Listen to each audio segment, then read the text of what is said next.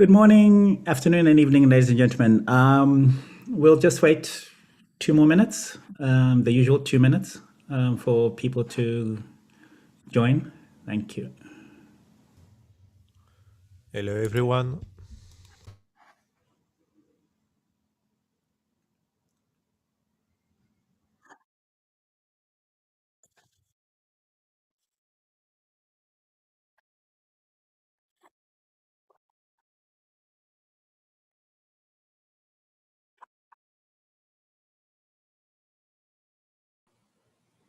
Good morning, everyone.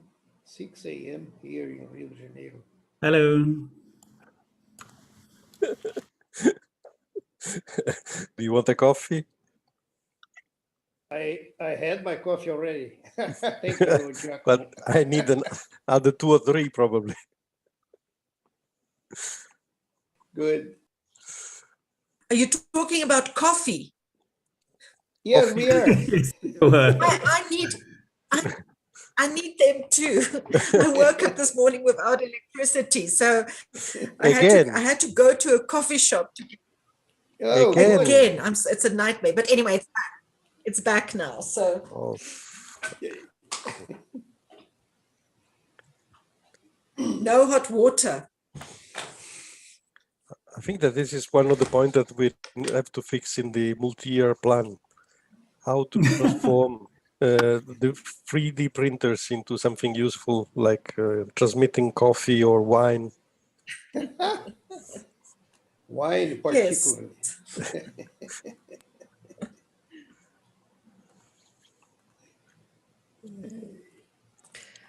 Cornelia, it's really nice to see you with us. I'm glad we are early enough to catch you.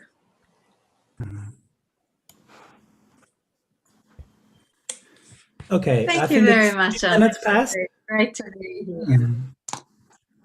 I think it's 2 minutes past, so I think it's time to start. Good morning, afternoon, and evening, ladies and gentlemen. This is the second day of the MAG meeting. And just a quick reminder that the meeting is being recorded. It is also being transcribed, transmitted on YouTube. The transcription is going to be published after the meeting today. That's later on today when the meeting is closed. Please, if you can, please use the speaking cues so that everybody knows who's next and who wants to speak. And when you take the floor, please wait until the chair says your name, and then you can take the floor. Please restate your name and also your organization and whether or not you're speaking in your personal capacity if you're not a MAG member. Today is a MAG meeting, as I mentioned, so MAG members do have preference, but the chair can call upon other people who are not MAG members, since we are open and inclusive. So with that, I will hand over to our chair, Ms. Henriette Estoysten. Please, you have the floor. Good morning, Shanghai Henriette here with electricity for now. Welcome everyone to this, the final day of this week's meeting. And so again, as Shanghai said, we have observers with us, we have MAG members, and we have colleagues, and we have our captioner. Jennifer, nice to see you with us again. So I want to actually just start the meeting with a quick asking you all for a show of thumbs up or thumbs down. Are people coping? How has it been so far this week? Do you feel you are surviving or not? Are we making progress or are we not making progress?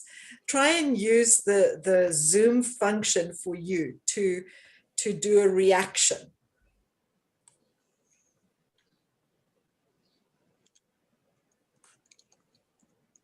I see some thumbs up, not any thumbs down yet.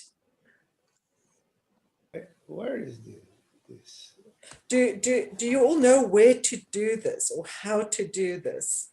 I'm not sure. At the bottom of your screen. I use Linux, probably. There's a smiley face. There's a smiley face. Yeah. That's right. At the bottom towards the right, there is a smiley face and it says reactions. And then you can choose a thumbs up. Well, there's no thumbs down, but there's a crying face. Well, okay, my thumbs are up. I don't have the function in my. It doesn't matter. You can show it to us. Well, I can see that some people are happy, some people are applauding, and I think there are many that are still trying to catch their breath. And it really is, it's not easy. I really can share with you that from my own perspective and from the Secretariat's perspective, it's very challenging to start off our work virtually. But I really want to encourage you to not feel too overwhelmed. We are making progress. With this type of work methodology, you often don't see the progress as you are making it. But I can guarantee you that within the next few weeks, once with the assistance of the Secretariat, we pull together all the decisions that we are almost making, we will get a sense of more control and being able to start the work in a structured way. So my advice is, don't be alarmed if you feel overwhelmed. It's completely understandable, but also don't feel anxious. We are going to achieve our goals. Today, do we have our co-chair that wants to make any remarks, or a representative from our host country or UNTESA before I review the agenda?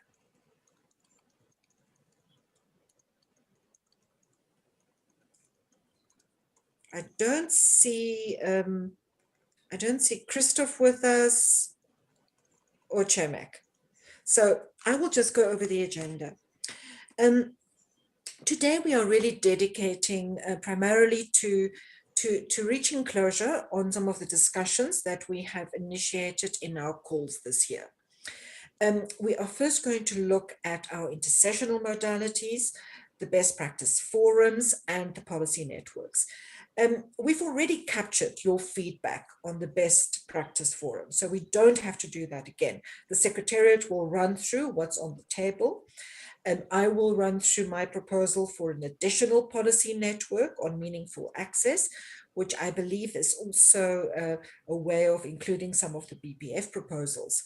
And we will then do a poll where we ask you as MAG members to express a commitment to working within specific Bpfs and policy networks. So we'll do a quick poll, because that poll is a useful indicator for the Secretariat, who we then refer the final decision to, because ultimately they have to base the allocation of resources on what is available. So thanks, Wai Min. I note that you are here and up very early and available. So please, Wai Min, from UNTESA, welcome. And if you need to say anything, please go ahead and do so. After going through the overview of the Bpf and the policy networks, we will then ask the Secretariat to present the annual work plaque of dynamic coalitions, and we'll hear a bit more about the proposed learning study on dynamic coalitions. And we will also hear from the Secretariat on the planned collaboration with national, regional, and youth IGFs in 2021. We'll then have a short break. And after that, we'll have MAG working groups present their proposals and their plans. But before they do that, we'll have recommendations from 2 MAG working groups from 2020. So we have quite substantial recommendations from the MAG working group strategy, and we have very specific recommendations from the MAG working group on language. So I just invite the MAG members who do those presentations to be ready and to also be brief. The MAG will then discuss how to respond and follow up to those recommendations. After that, we'll proceed with looking at the proposals for working groups in 2021. And we'll have some discussion and next steps. For example, we might also want to consider how the working group, which is a continuous working group, the working group on workshop process, which has not yet started this year, about when and how that working group should be convened and how it can collaborate with the working group on hybrid meetings, which has already started its work. And after that, at 14:15 UTC, we'll move to the closure of this meeting. We'll have remarks from Poland. I'll make some closing remarks, and we'll use an online poll to get very basic feedback from you on how you felt this meeting was, whether it worked or whether it did not work. We will also then indicate what the next steps are, what work needs to be done between now and our next call, which is scheduled for, I think, the 9th, no, not the 9th of March.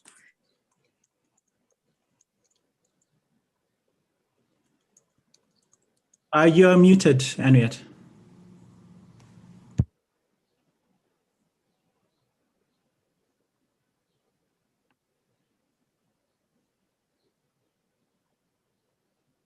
Can you hear me now? Yes, we can. Yes. That's really interesting. I wasn't muted, but I just muted and unmuted. Shanghai will let us know when the next call is, and that's how we will bring our meeting to a close. Are there any questions on the agenda?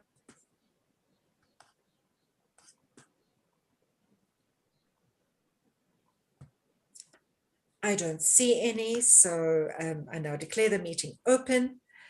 And we will immediately proceed to the Secretariat, providing us with a overall picture of BPF and policy networks, particularly with how they are distinguished from dynamic coalitions and one another. So I'm not sure if Wim is with us. Wim, are you with us? Wim de Gazelle. Wim, are you willing? You are. I can see you. Are you willing to present, to run the mag through that document that you compiled for us? Well, I'm happy to do so, but I also would like to mention that I made the first draft of the document and then. If Marcus is here, maybe we can ask her if he also wants to chip in. No. It would be very helpful for Marcus to chip in. Wim, if you'd want to, I'd be happy to do it myself because I have looked at it very closely, but I think, you know, seeing as you drafted it, the document I'm referring to, and maybe you can just bring it up on screen. I don't know if Louise has access to it. Some MAG members in the last few weeks, some MAG members approached me with a question that comes up every single year, in fact, and that is, how are dynamic coalitions different from best practice forums? And now that we have this new modality, which the Secretariat has already told us about, the policy networks, how do they all relate to one another? And this is a very understandable question. So to try and answer that question for MAG members, but also for the broader community, the Secretariat, with the support of led by Wim de Gazelle, who has years and years of experience in working with the Secretariat on best practice forums, compiled for us just a kind of a table with descriptions on how these different intersessional modalities differ and overlap. So I'd like us to just go through that. And then I think that gives you all a common starting point with which to proceed with the rest of the discussion. Okay, so I don't know if everyone has the paper or the table up in front, or if you put it on the screen. Like Henriette said, the intention, we were discussing it. Let's start. Henriette asked me, okay, how could we explain the different modalities? Because MAG members keep on asking, coming with questions on the difference between a modality, and that led to a draft of drafting a table which tries to look at the different sessional activities based on 4 or 5 points that usually come back as questions. So what is the definitions? How do they relate to the IGF? How are the topics selected and decided? Or how is an activity established? What exactly is the role of the MAG? And how does the activity relate to the secretariat, or what kind of secretariat support has been given over the years? I would like to make one disclaimer. This is a table that is intended to give an overview. Only elements that are relevant for, I think, for this discussion are in the table. These are not the detailed rules or requirements. For that, I think I refer to the Secretariat or to the website. So the table makes a difference between the 4 activities: the dynamic coalitions, the best practice forums, the NRIs, and then also this year the new policy works. I think it's not very useful to read every detail of the activities. I think the 2 most relevant ones for the MAG is probably have a good insight or aware of the selection and establishment procedure and the role. I really would like to highlight those 2 and maybe start with DCs and first and Bpfs, because there I noticed is a lot of you notice that not only MAG members but the overall in the community, people don't see the difference.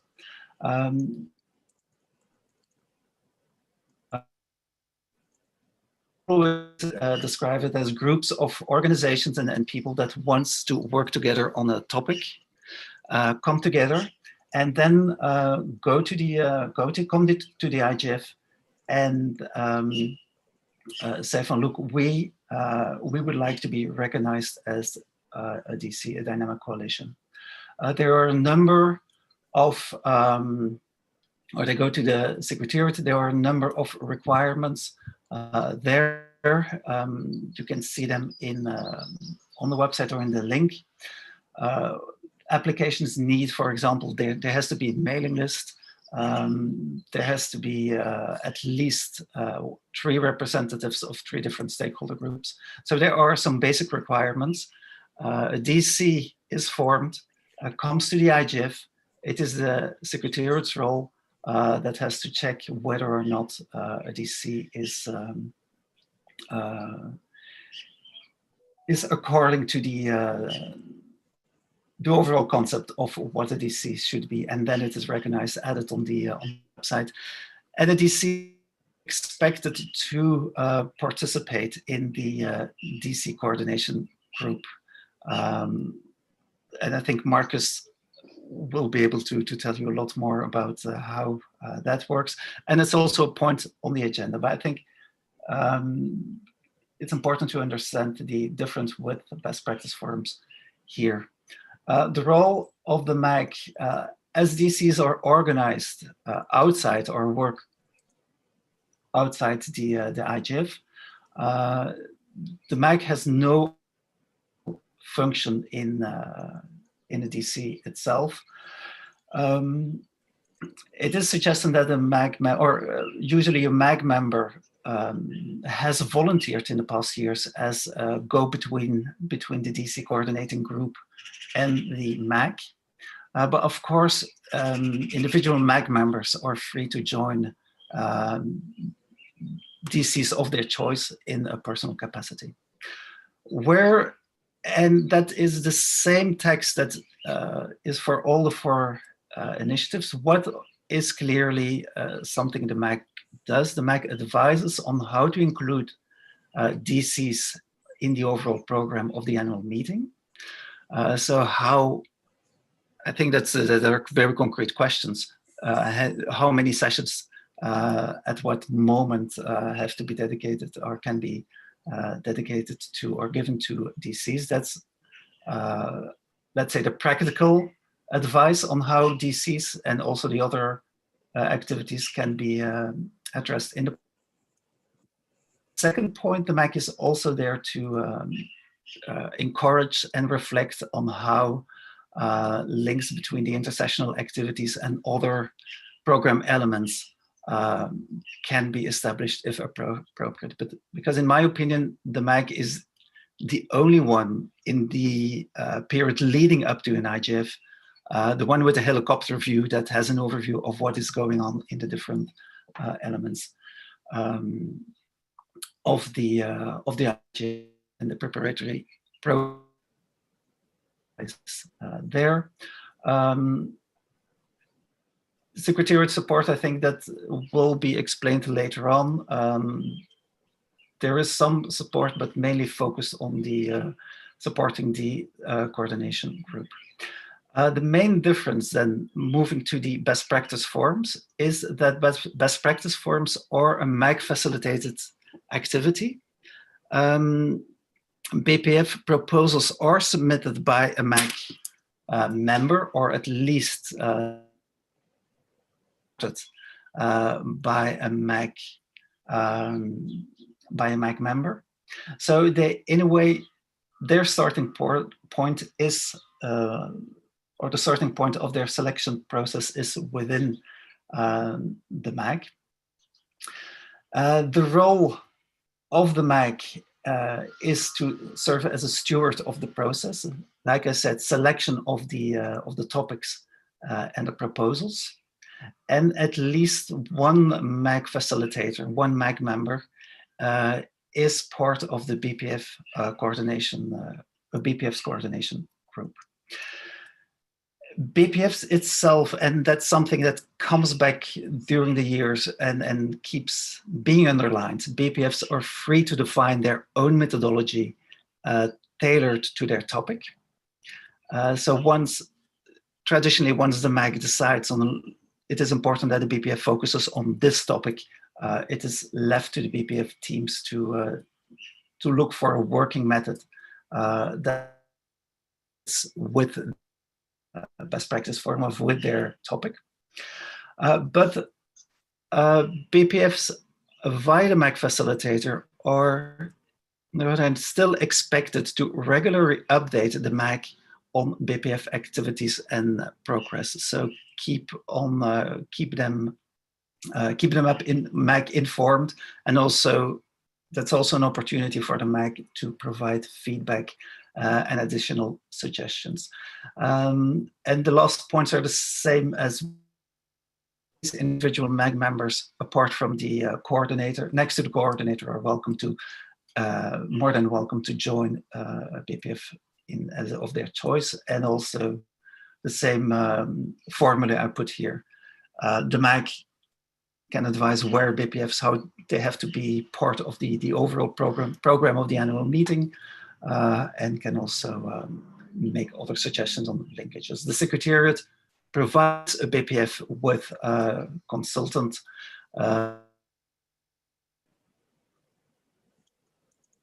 running the mailing lists, keeping the website, making use of the website space for a Bpf.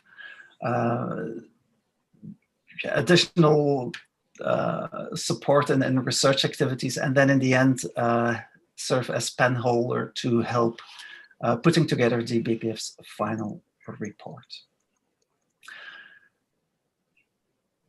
I just pausing here because I just wonder if it's to continue with the NRIs at this moment, or if it's better leave that and skip to the wait and discuss NRIs and the policy network I think, Wim, it's useful for you to, I think NRI's MAG members are very familiar with them, but I do think it's worth you very briefly, just running through it. But then I do want you to talk about the policy networks, because today the MAG will discuss Bpfs and policy networks at the same time, as well as how they can collaborate with one another. Okay, well, jumping to NRIs.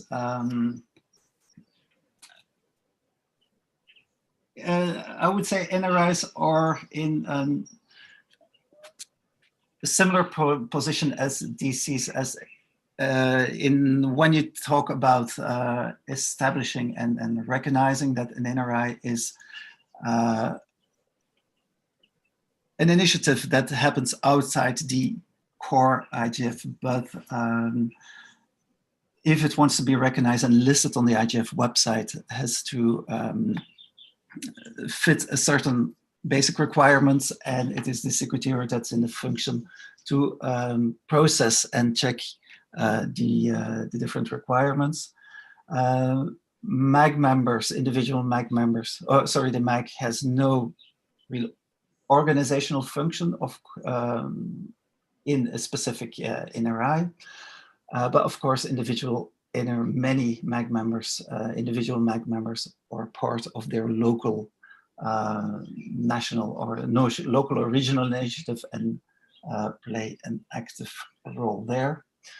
As you all know, Anja is doing a great job in helping NRIs as part of the secretariat, helping NRIs to guide them and helping them setting up structures, giving them advice. So they get, I think, all the month of support.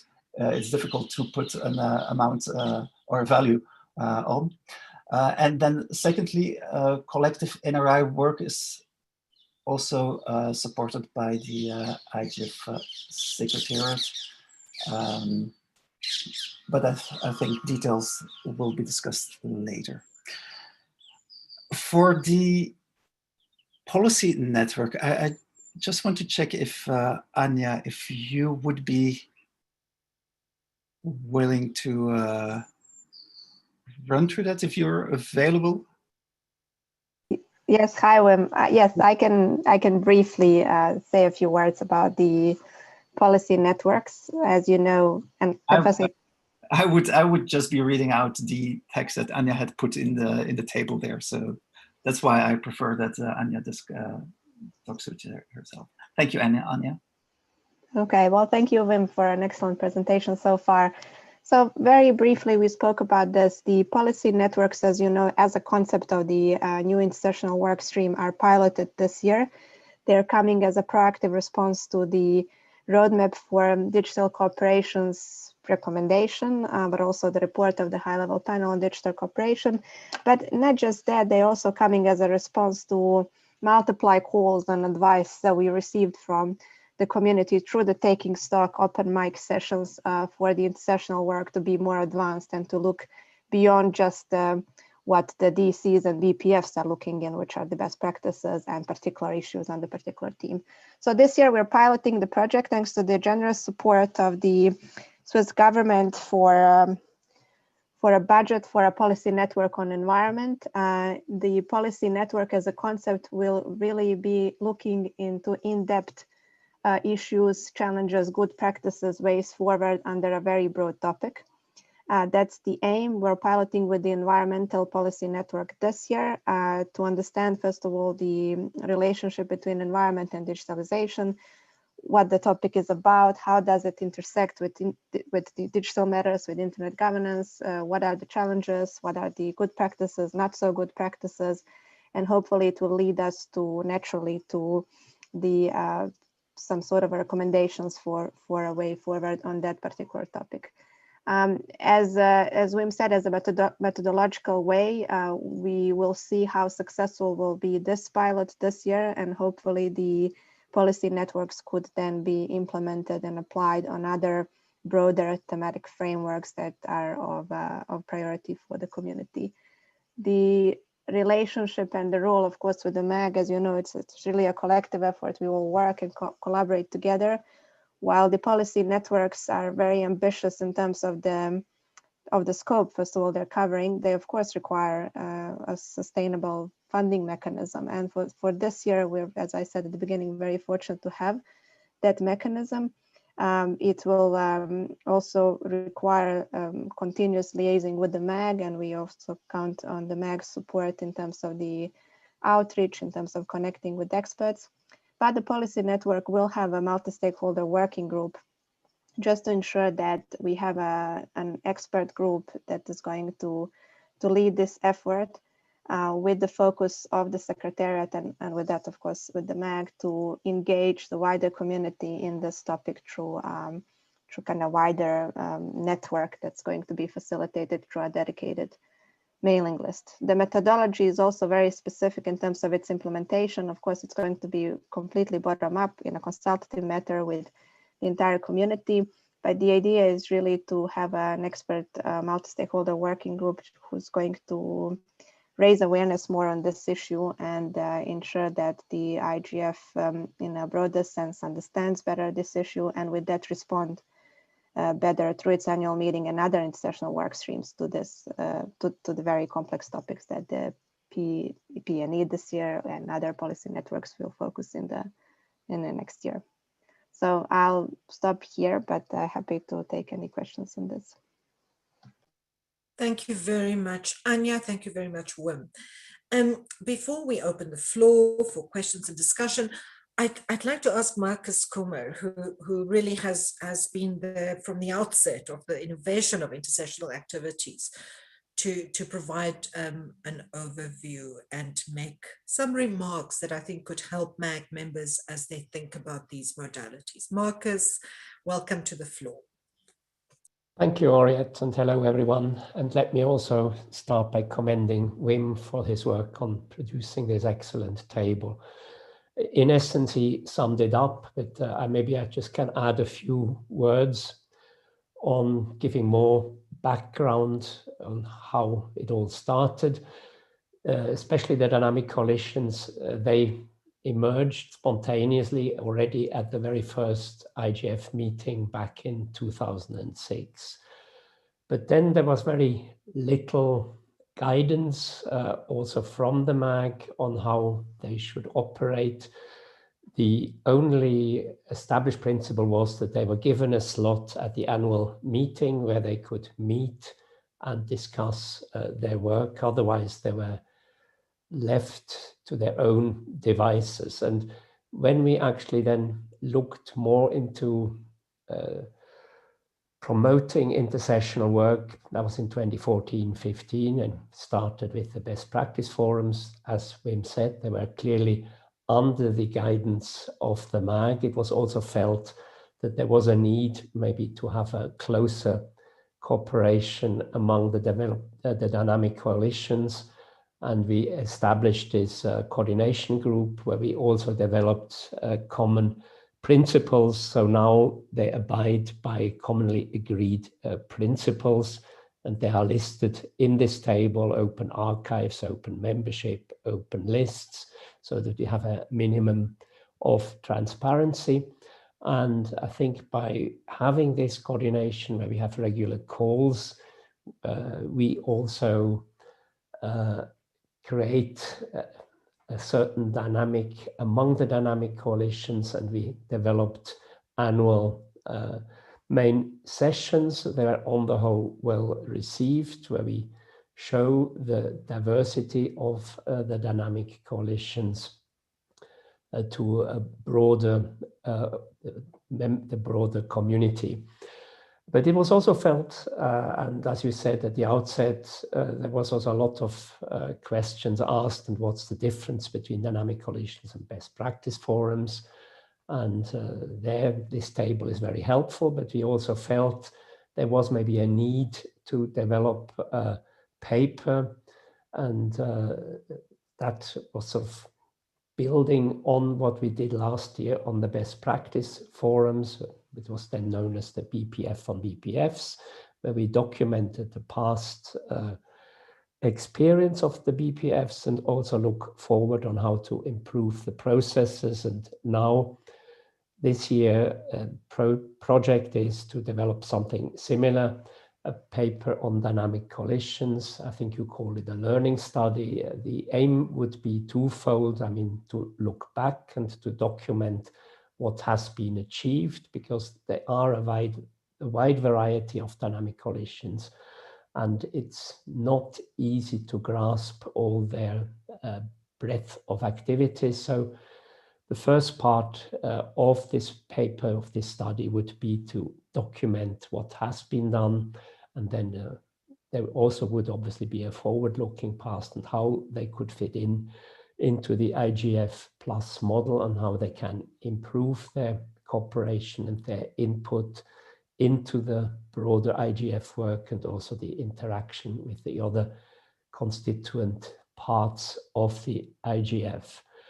So this study will be developed by the dynamic in cooperation with all the existing dynamic collisions.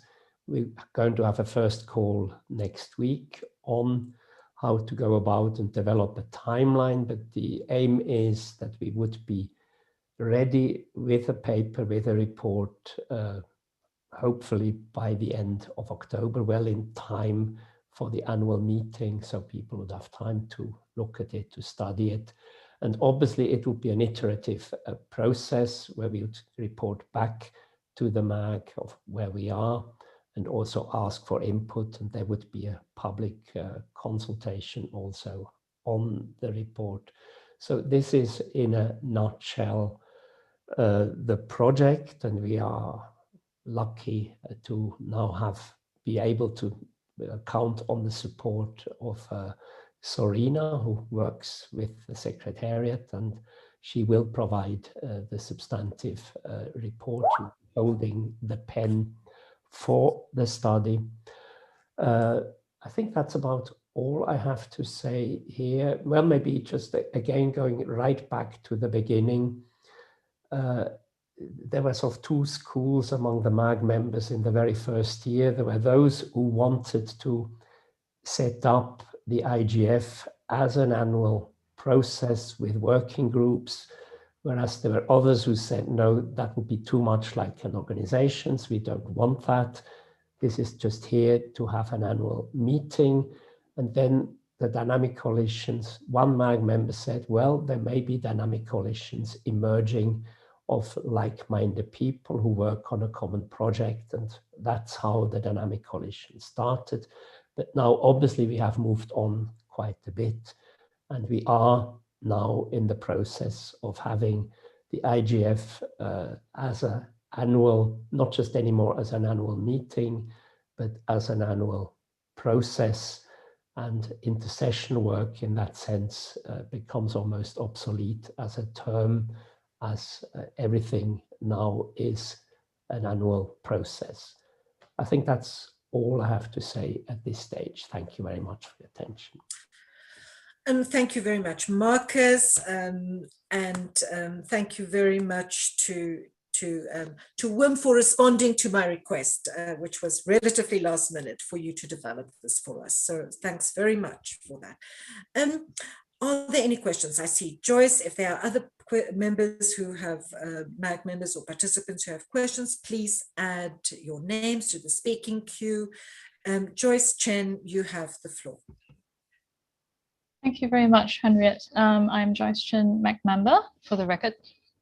I wanted to say a very big thank you to Wim. This is incredibly helpful, especially for new members, new MAG members who have to look at all the different proposals for the intersessional work, and then have to have some idea of how all these different activities are run. And this is such a clear and concise way of saying so. And I highly look forward to seeing this table on the website. I think it would be just so helpful to everybody. I did have a question, which was, I did not see this being mentioned in the table, but I'm not saying that it necessarily has to be inside, but just a general question on, I think some activities have like a consultant to support and help the work, and some activities don't have them as well. And I wondered if there was some kind of guideline or something around when are consultants sort of available as a resource or not, that sort of thing. So it's just something, I don't have this background and history knowledge, and it would be great if somebody could help to explain this. Thank you. Joyce, thanks very much for asking that question. I think the document does try to give you an indication of how those resources are allocated. And maybe if Shanghai can pipe in. I would say we're just in terms of the table, it also has a relationship to accountability and coordination. So individual dynamic coalitions really are self-organizing communities of practice. And therefore the Secretariat doesn't provide support to them, but what the Secretariat does is provide support for the coordination of DC. So that's one particular difference. Best practice forums, on the other hand, because they are very much, they emerge from MAG deliberation and MAG decision, not about what they do, but about which BPFs would proceed. And therefore the MAG, the Secretariat has traditionally provided some support to those BPFs.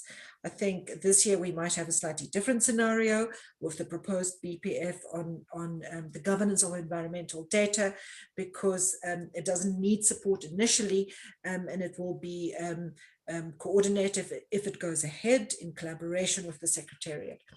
So that's one big difference. I think the policy networks, on the other hand, really are not, while MAG members participate in them, they fall under the umbrella of Secretariat implementation and coordination. And therefore, the Secretariat will allocate support to them. And that's actually quite necessary. Also, particularly because, as Anya said, they are a proactive response to the evolution of the IGF's architecture. But Shanghai, if you are with us, I'd like you to contribute to responding to Joyce's question, because what Shanghai very importantly, and in his capacity as the person who has oversight over all of this, Shanghai always stresses to me that resources to support best practice forums is not just about available funds to contract a consultant. It's about the degree of commitment and engagement from the MAG. So that's really, really critical. So Shanghai, if you don't mind, I would like you to present your perspective on this question from Joyce on allocation of content and resources. Thank you very much, Henriette.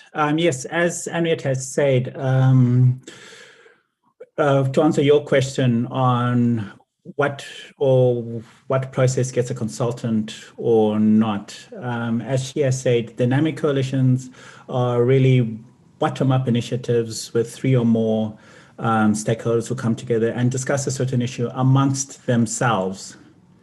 While things like the best practice forums, they come from the MAG, they are commissioned by the MAG, and they also form part of the official, I would say, output of the IGF. So the Secretariat does provide consultants to support that in order to provide a neutral pen to hold, because of course there's so many different views on any particular subject. So it's the neutrality of the Secretariat, and they come in to, so the consultant there is not supposed to lead the process as such, but it's to do the documentation and also do the support, the mailing lists, etc. And that also reminds me, sorry, we have published the IGF outputs, and we have sent them to missions and also the speakers of last year, etc. I will put a link in and send the link to people after this meeting when I have a chance to during the break. So best practice forums get a consultant. Dynamic coalitions don't get a consultant as well because we cannot ensure that the output of the dynamic coalition is up to the standard because it's just stakeholders coming together with a proposal, and of course they can publish, but they don't have that secretariat stamp of approval, which in turn, of course, has some varying because of a UN seal. So we're very careful with that. But we do provide coordination. Serena is the Dynamic Coalition secretariat support for that, coordinating the Dynamic Coalition, setting the standards, what becomes a Dynamic Coalition, collecting the reports, writing the minutes of the coordination sessions that happen. And this is exactly the same with the national and regional initiatives. Anya provides coordination activities, discusses amongst with the national and regional initiatives coordination, and also the secretariat together with UNDESA does provide other support to the national and regional initiatives and collaborates with them with capacity building, etc. But we don't get involved in their individual discussions as separate national and regional initiatives as such, but we do provide support, giving them access to our website, a whole lot of things that I cannot really go into here. So those are the ones that get support, and that's the reason why they get support. As far as, and then I'll just go into, because I was having this discussion with Henriette, and I think this is what she wanted me to speak about. Yes, the Secretariat's got a trust fund, it's got a limited trust fund, it's got a limited budget. And when we are allocating funds, if we allocate so much money here for consultants, then something has to give somewhere else. I mean, there's been a call for interpretation, for all 6 languages and stuff like that. Or instead of supporting 80 people coming to the annual meeting, we can only support 60 or 65. So those are the balancing, because we've only got a set number, a set amount that we can do. But besides that, because we do take into careful consideration the advice of the MAG. If the MAG wants, 10 consultants to do something, we do seriously look at it, and we also seriously look at what effects it has on other parts of the budget. But besides that, we should also, and I'm talking about we as a whole, we should also look at the carrying capacity of the community. How well can we support these initiatives, these best practice forums? If we have 4 best practice forums, are they well supported? Do we have enough MAG members who are interested in signing up and also encouraging the discussion? Do we have enough support from the community? I will not name certain initiatives that we've had, but sometimes there are those that are very hot topics and very political topics, and which are also very worthwhile topics.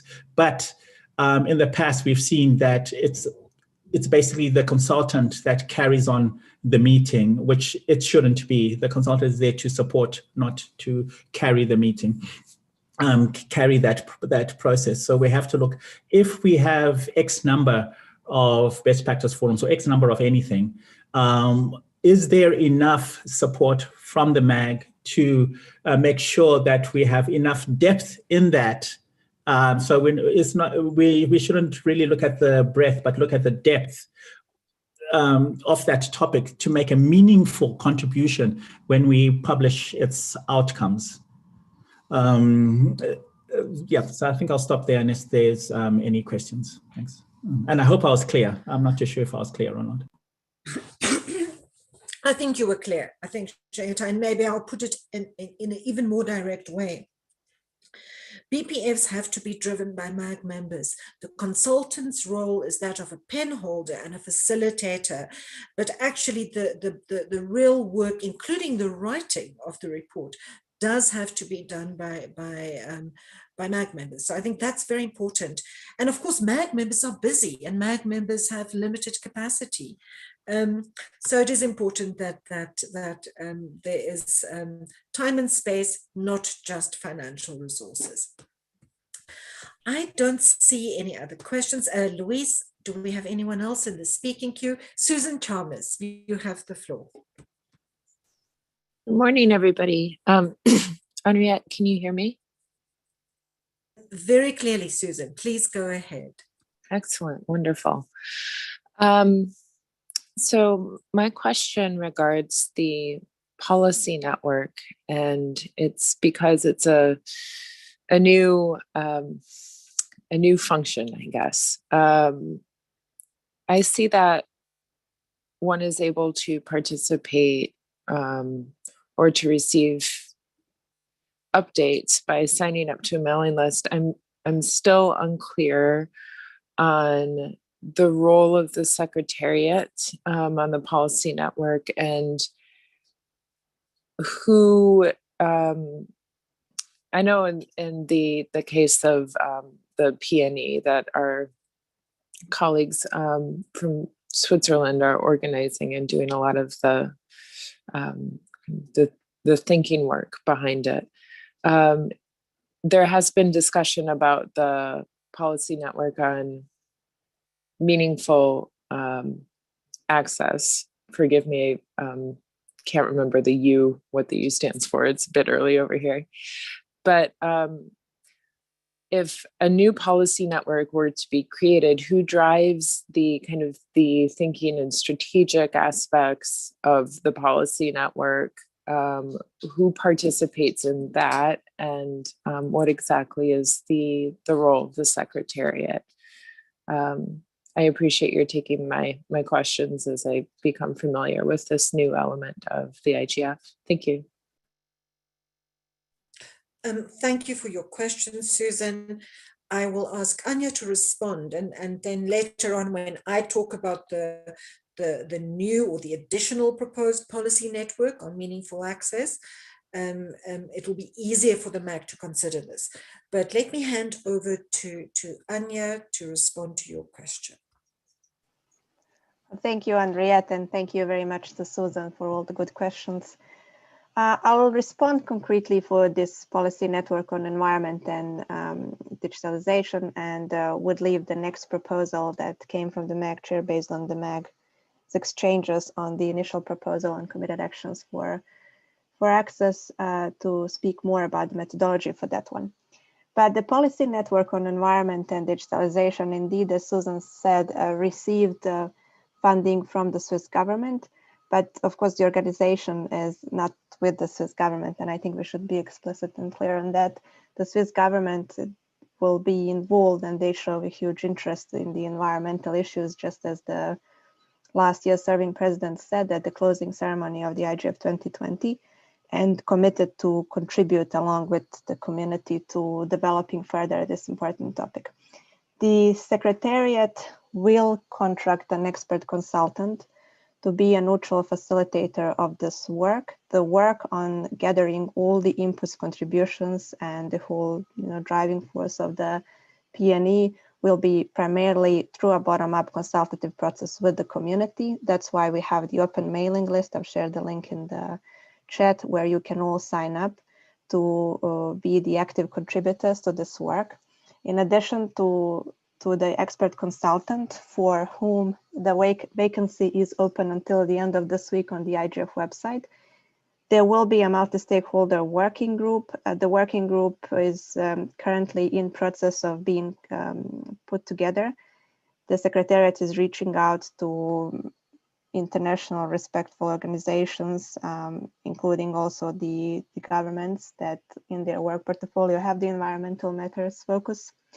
And the work group would just help us to understand the specific expert background of this very broad topic.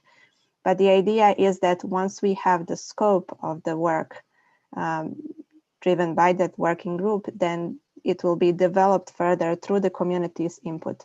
The mailing list is the modus operandi for this for this work, and we are trying to put a lot of efforts also through one-on-one communication with the stakeholders to awaken their interest to subscribe to this list. Once the expert consultant is in place, and we're hoping that will be in early March, then everyone, including of course the MAG, will receive a detailed work plan on the methodology. So that means how the consultative bottom-up process will be implemented. I think, and we expect in our internal exchanges, that that will be very similar to how the Bpf is conducting their work. So through regular open meetings with everyone, through surveys and questionnaires, through putting for consultations every single draft document that's been produced, again, in a bottom-up manner by the expert consultant, just as a neutral pen holder. And in that way to engage more. I think we will go even broader in terms of the stakeholder engagement to ensure, for example, through leading international processes and meetings, but also the national and regional ones, to reach out to communities and to ensure what are their priorities, but also to ensure that the output document that's going to be produced through the PNE reaches out those that can actually make a change, which is usually a local level. And in that sense, I think the national and regional, of course, IGF will be also critical contributing partners to us there, but of course beyond just the NRIs and the entire international work. That would be for the PNE. So just once again, I'll post after this in the chat the link to subscribe to the open mailing list, and also a link to the page on the website. And just for the role of the MAG, I think Susan also raised that having active involvement of the MAG is extremely important. I think Joyce and Teresa volunteered to be the liaisons with the MAG and with the working group, including, of course, the MAG chair.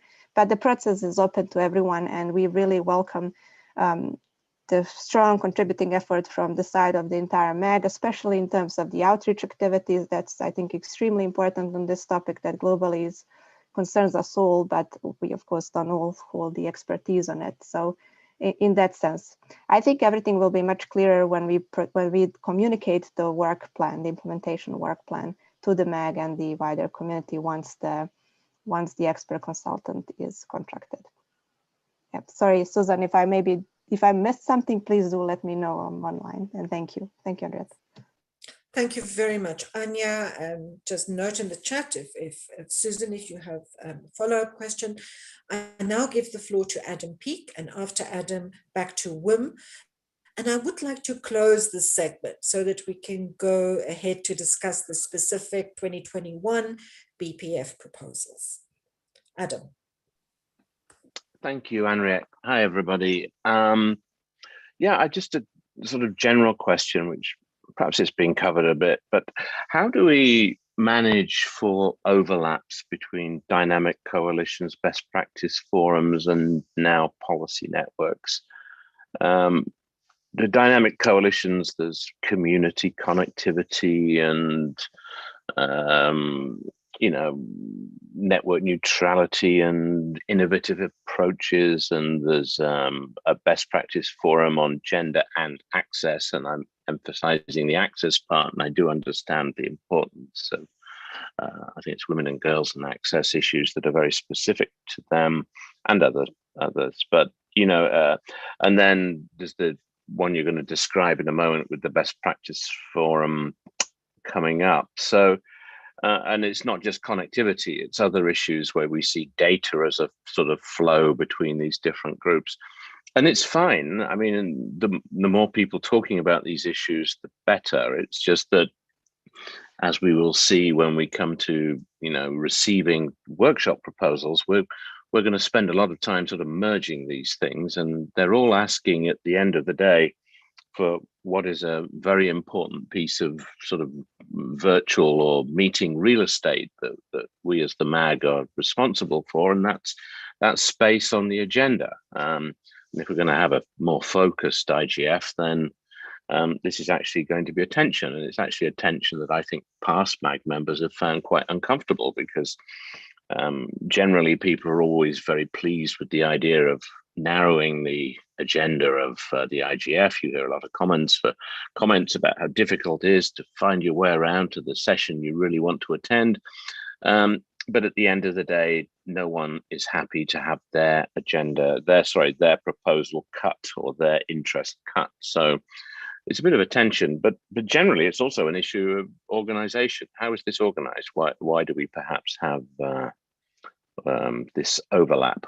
Or perhaps it's not overlap. Perhaps it's just that I don't know what the work is of these people quite enough. And I don't mean to denigrate the work that they're doing, because it's volunteer and it's good and it's interesting. So I think.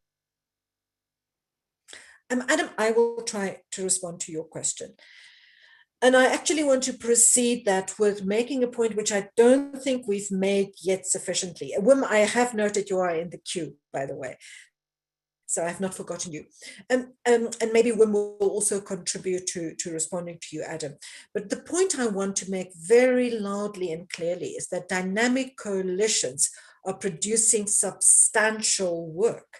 If you look at dynamic coalitions' annual reports, they vary, but some of them are actually really significant. And they produce books, even publications that are being used, on a day-to-day basis by policymakers and practitioners in the areas in which they are active.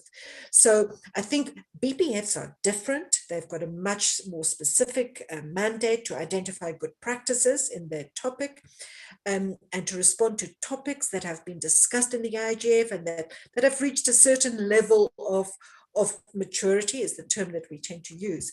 But do not think that dynamic coalitions are not having impact. They really are.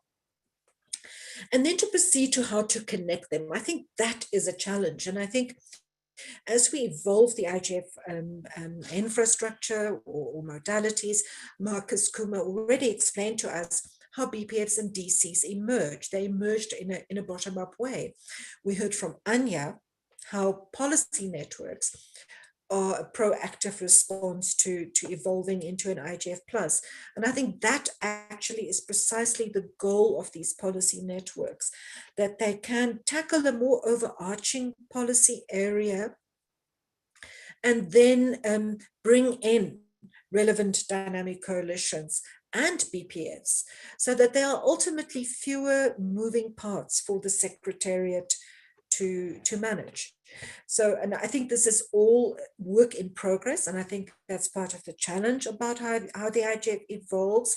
It kind of evolves by doing, but that's also a strength of the IGF. We don't have some high-level committee that decides the IGF is going to do X, Y, Z. It actually emerged from the community.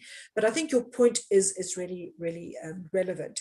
And you will see, if you look at BPFs, at NRIs, at DCs, that we have been trying to increase collaboration. And there is definitely evidence of that. And Anya will be able to share more about that, especially when she talks about NRIs. But I think the point is that we want to try and use the evolving modalities such as the policy networks to create these connecting platforms that can bring these different bits and pieces together. So I hope that is at least a partial response to your question. I think I just want to revisit something that Wim de Gazelle mentioned earlier, and that's the MAG's role as the helicopter or having the bird eye view. And so even though dynamic coalitions are independent of the MAG, as the MAG develops the program, and you talk about it being real estate, but Adam, I think it's also about a program that is coherent and responsive to what the community cares about. It is therefore important for the MAG to do understand what dynamic coalitions are available, what they're doing, and how they can be integrated. I would like us to bring this, I'm sorry to do this, it's an important discussion, but we do need to talk about the specific BPFs. And I don't see anyone else in the speaking queue. So Wim, can I give the floor to you? And then we need to continue to the next part of the session. Sorry, I already had lowered my hand because I wanted to make a quick remark earlier in the discussion that on the consultants, that consultants are actually in the table under Secretariat support. But the fact is that the Secretariat has to divide their consultants over different tasks. So that's why they are not in the table as consultants. Okay, I don't know, but as you were asking the questions, I think I wanted to also make a quick remark on related to what Adam and sorry, and you, Henriette, just said. I think I tend to agree that there is a clearly need for more collaboration, looking for linkages. But part of the reason why it's not happening is actually in something you described, Henriette, and I would say different groups within the IGF, either working on the Bpf, either working on preparing a main session, either working in a DC, either working on within an NRI, are all working very hard to get the best to the IGF. Which means they're very focused on their own product and coming with the best they can to the IGF.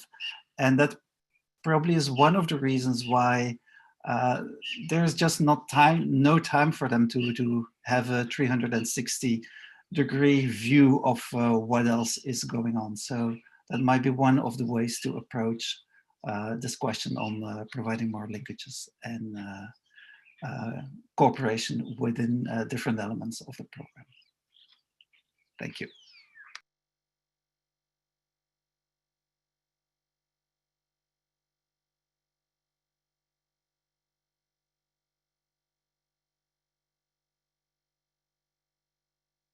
I am on the speaking list. Can I speak, Carlos? Please go ahead. My connectivity dropped again. My power went down. Sorry about that. Go ahead, Carlos. Thank you. Yes, regarding Adam's comments and Ben's, I sympathize with that. And I think that my proposal, which we discussed yesterday a bit, is precisely to try to mitigate that disconnection among initiatives and themes, etc. The other thing is that I had some time ago proposed that we try to do a sort of consolidation or periodic review of the work of the dynamic coalitions. They are independent, of course, and they should be, but we can profit a lot from what they are doing, and this is not systematized in a meaningful way. If we had a group or someone in charge of regularly updating their outcomes in a synthetic way, would be quite interesting. It's not like the Bpf on Bpfs, which is another thing, although it has similarities with that proposal, but this would bring more meat to the work of the DCs and would bring them more to light regarding the work they are doing. In many cases, it's quite interesting and very important, but we still know that they are there, but we don't have a sort of review showing us that they are producing relevant things, relevant outcomes. Thank you. Thank you very much, Carlos. And I think that's a very, very, that's a very helpful suggestion for us to take on board. My apologies again for dropping off. Shangatai is always on standby and Anya to take over, but my power just came back, so I'm back with you. I'd like us to now proceed. Sorry, is anyone speaking? Oh no, it's Carlos. Can you just mute your mic, please? Can I now give the floor to Anya Genko from the Secretariat, who will give us an overview of the Bpf proposals that have been received already. The MAG we've discussed them, we've looked at them. And the MAG has given extensive feedback in different ways on these proposals. So Anya, can I hand the floor to you, please? Yes, thank you very much, Henriette. And I see that Louis is displaying the meeting materials page where you can see all the proposals for the received BPFs. So I'll just very quickly go through all of these. So as you know, we received in total 5 proposals for possible best practice forums. The best practice forum on cybersecurity is among them. The idea is for this BPF, per their proposal, is to focus on and have a deeper look at who are the drivers of cyber norms and to build on the work done in 2019 and 2020 last year. The next one would be the very new BPF focused on the governance of environmental data that would look at best practices centered around this topic, environmental data governance issues. Then we also have a proposal to continue the formerly no BPF on gender and access, this year proposed to be called BPF on gender and digital rights, that would explore the concepts of gendered disinformation, understanding its relation with online gender-based violence and hate speech, and the effects it potentially can have on women and gender diverse groups. The Best Practice Forum on Local Content also came up with a new proposal to build on the work done in past years, with a particular focus in this year on giving to develop local content production skills and community networks. And then the 5th one relates to also a new BPF that emerged from a main session on a similar topic last year. It's called the BPF on committed actions to make access to the internet sustainable and affordable for everyone. The MAG chair will follow up on this. There's been a proposal to have this evolve toward a broader concept of a policy network on meaningful access. And just to add for the record, although we discussed that, another part of the intersessional work stream will be policy network on environment and digitalization, for which I will shortly share the link in the chat. That would be the overview of all the proposals, Henriette, but happy to add if I missed something. Thanks very much for that, Anya. If I can just ask you or Louise to put on screen the proposal for or maybe I can share my own screen. Actually, let me share my own screen, and I'll just outline my additional proposal, which is for a second pilot policy network, and one that can actually include 2 of the BPF proposals that we have in front of us. So I'm going to share my screen. If you can give me a minute. Let's just, that's not the right page.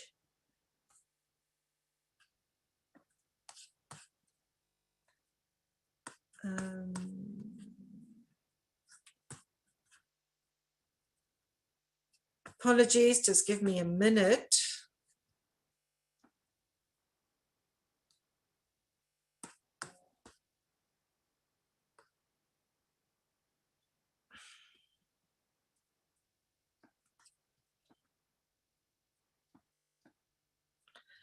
Sorry, I'm going to stop share and just bring that up very quickly.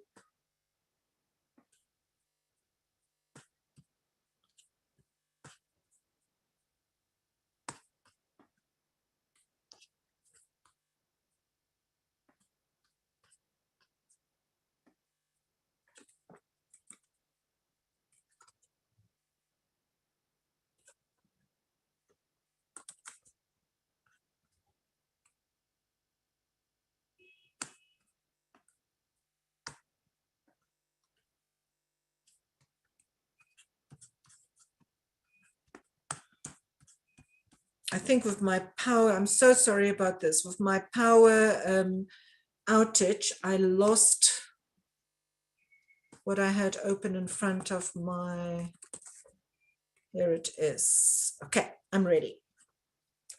Apologies for that, MAG members and participants.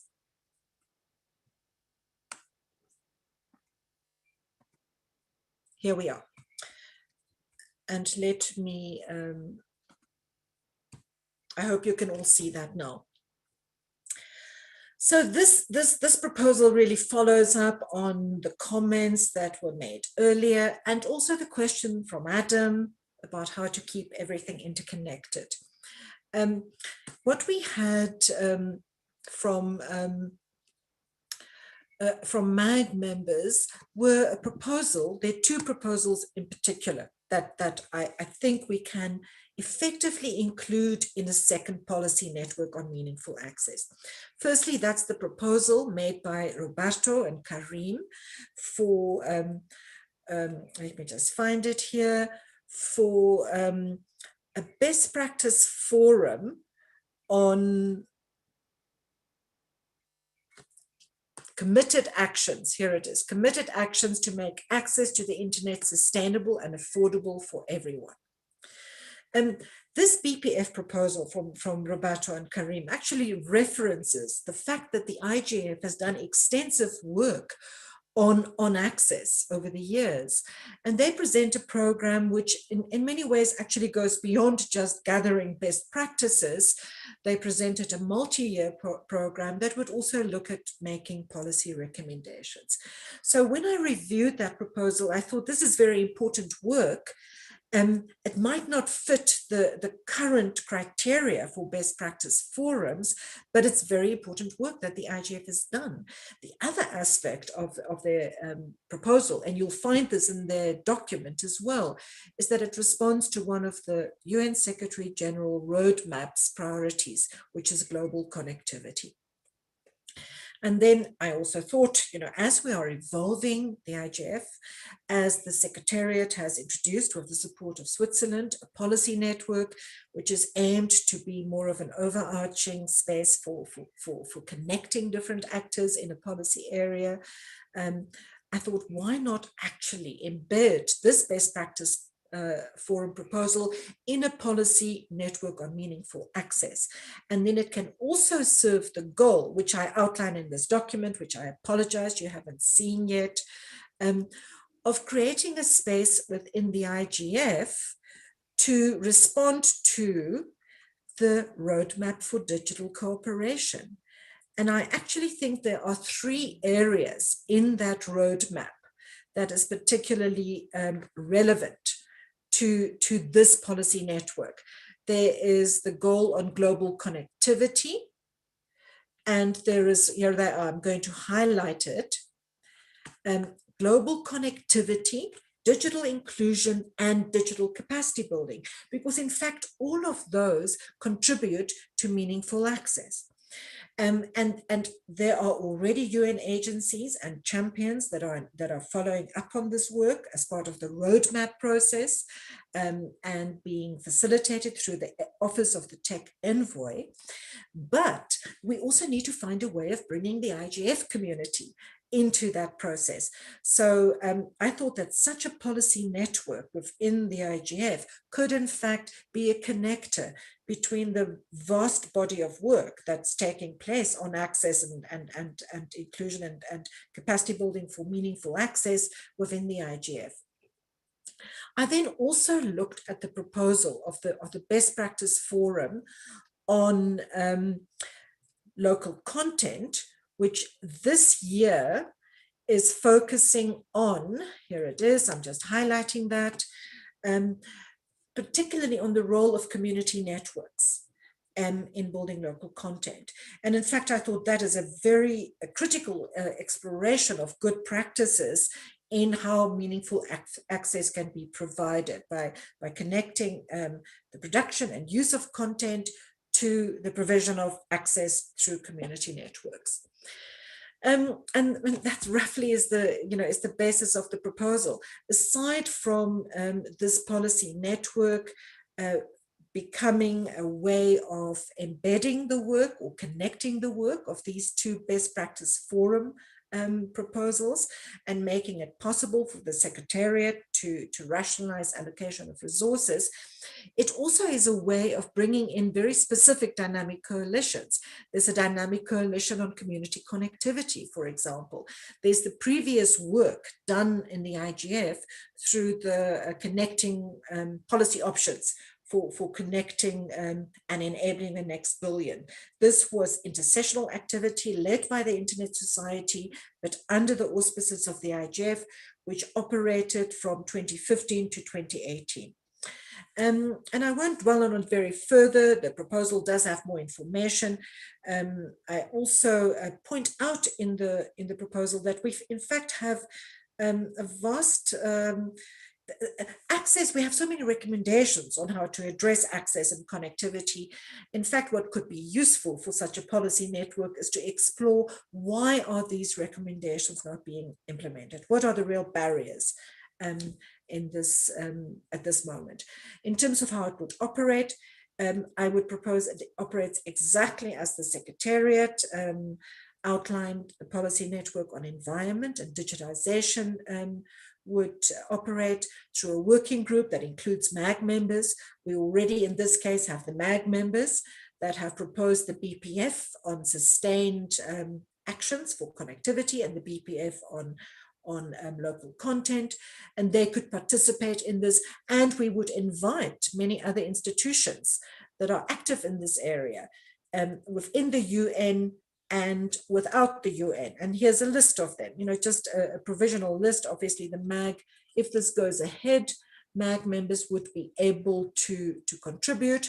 But we have UNDP, the International Telecommunications Union, ISOC, UNESCO, who have their Internet Universality Initiative, the Alliance for Affordable Internet.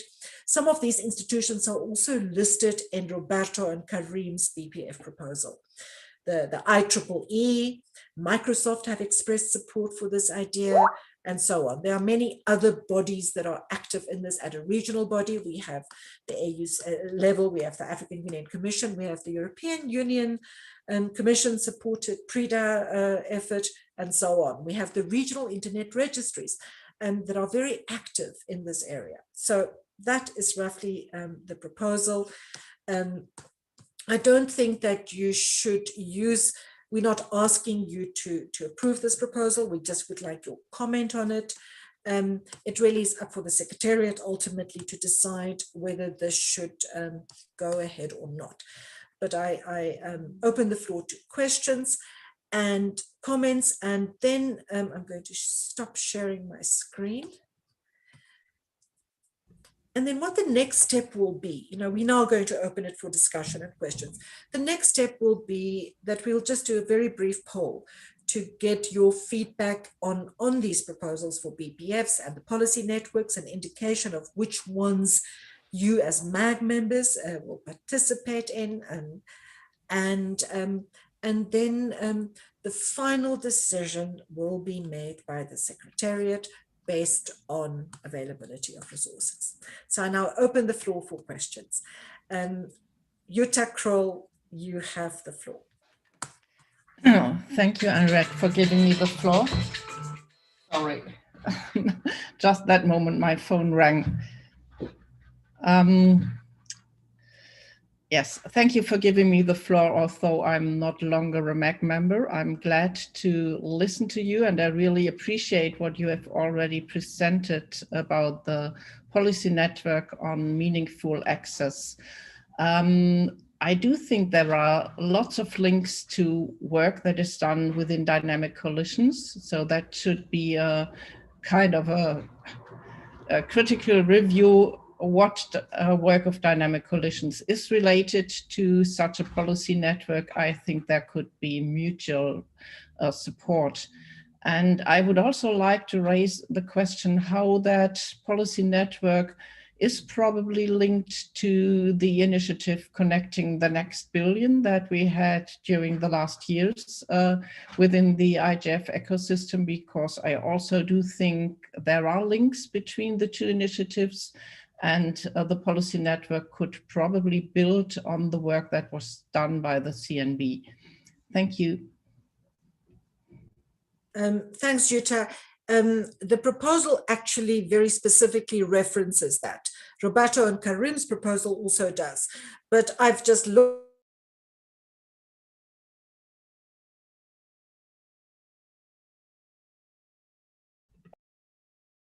You're breaking up. We can't hear you. Looked again at the work of the Connect would be for this policy network. Can you not hear me? Sorry. It would be many of those good practices and recommendations identified by that connecting and enabling the next billion have not actually been implemented. But definitely it should use that as a starting point for its work.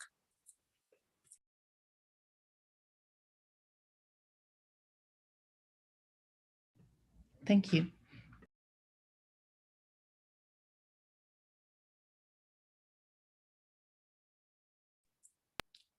I think Gunilla had her hand up, if I'm not mistaken. Oh, thanks, Shangatai. Gunilla, you have the floor.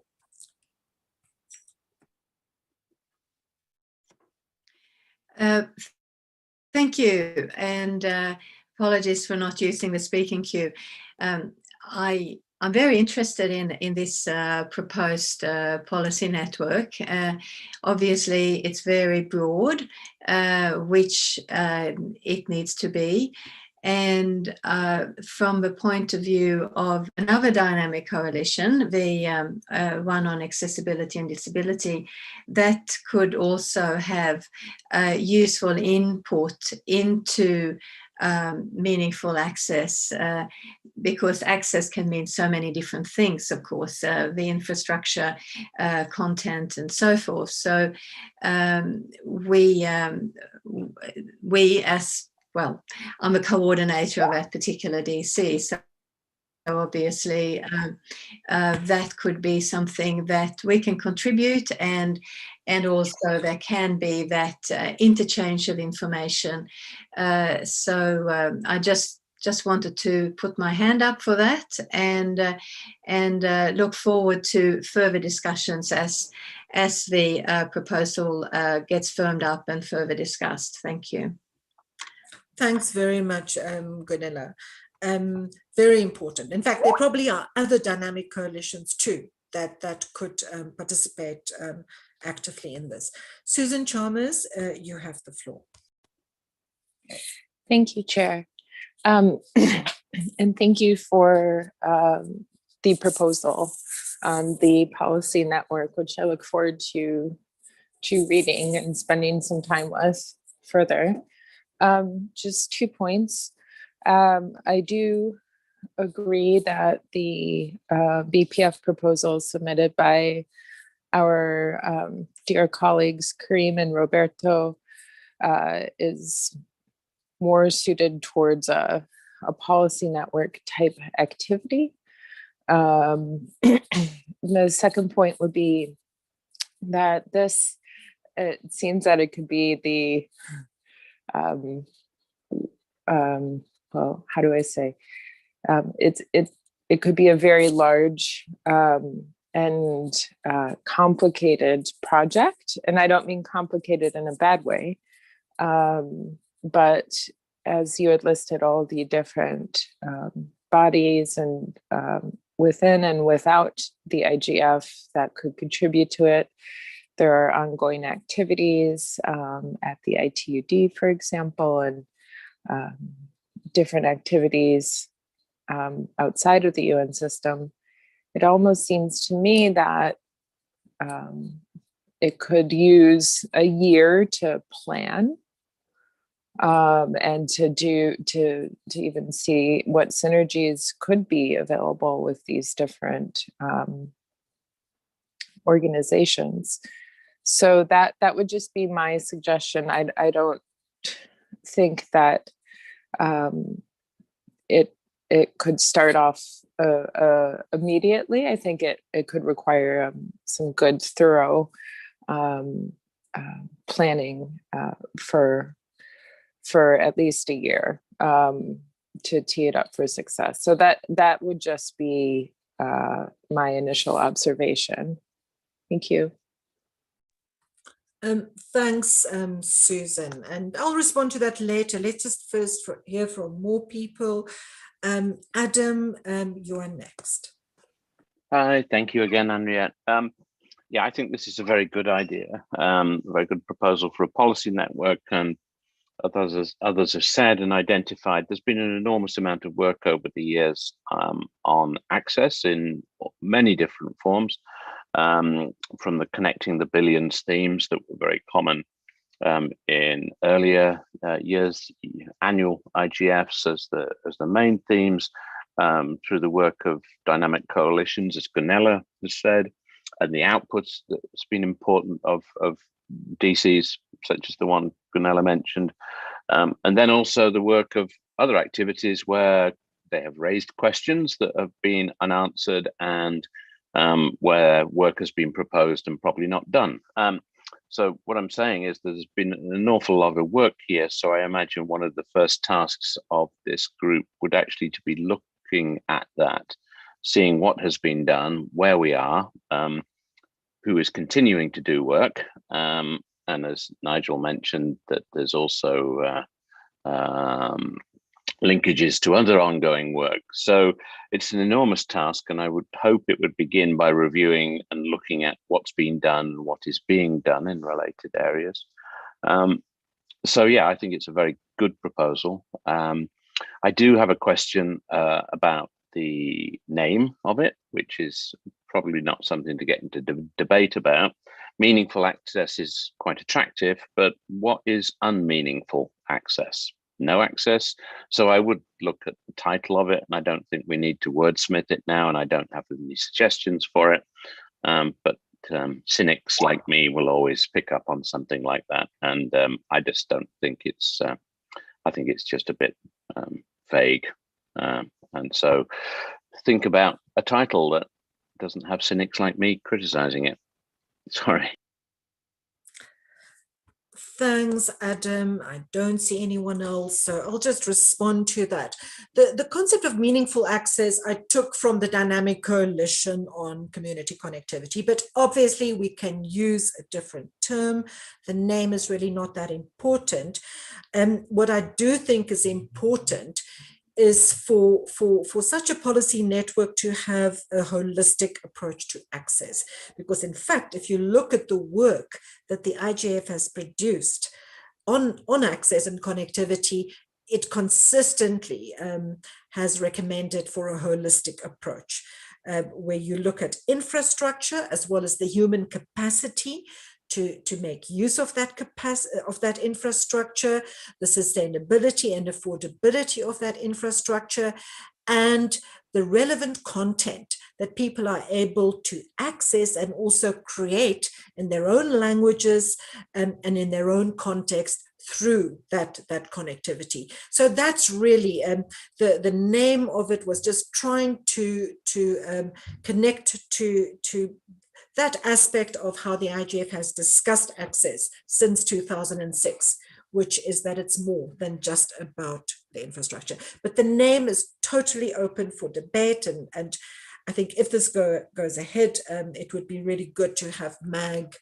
and dynamic coalitions who work in this area to contribute.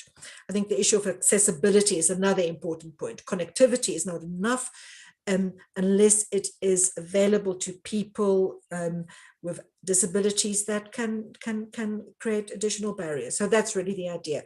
Susan, in response to your question about timing, if you refer back to Anya's presentation on these policy networks, the idea is that they do start with working groups that scope the terrain. And so I think they do have time and to plan what they do. But I would advise against delaying such an effort within the IGF, it could either be through the Bpf as a separate initiative or through the policy network. But I think it's very important for the IGF to have a mechanism that can interact with the ITU and the UNDP and the Office of the Tech Envoy, who is taking forward the roadmap priorities on digital cooperation, digital capacity development, and digital inclusion, which I think touches on this area of connectivity and access. So I think having such a policy network, or having a BPF that focuses on this, is very important. And I think it will enable the IGF to play a role in linking the really huge number of stakeholders inside the IGF community that care about connectivity to be actively part of the roadmap process as well. So I think that's the reason why, even if it starts in a staged way, I do think it would be useful to start it sooner rather than later. Any other comments or questions? And remember, this is just a proposal, it's open for further discussion.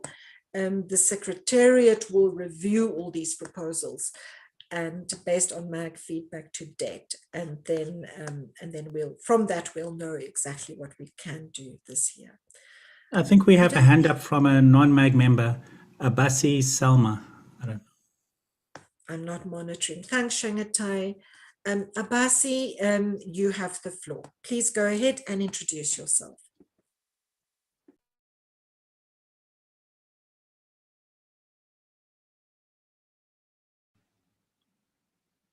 Hello, can you hear me?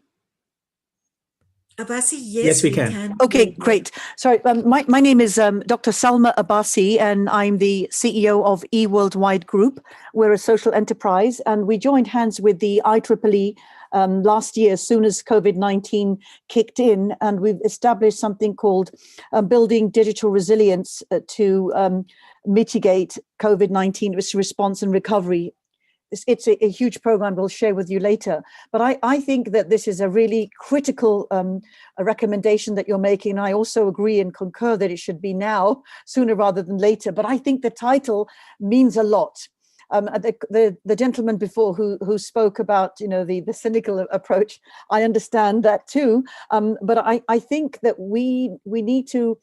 There are so many silo activities going on in this space, and I think yesterday there was a couple of OECD conferences going on and discussing. Everybody's looking at digital, and the word accessibility, the thinking of accessibility is so. It's one-dimensional, and actually, as IGF, that it's really complex, and there's the elderly, people with disabilities, people with learning, and COVID-19 has shown that the governments, actually policymakers, are not thinking holistically in how to engage and how to make this meaningful for all. And I think there is a great need to have these discussions and actually create these connections of multiple organizations and civil society organizations that are working on how to frame a policy that will support the UN Secretary General's agenda for us to have access and digital skills, and everybody to be engaged in the opportunities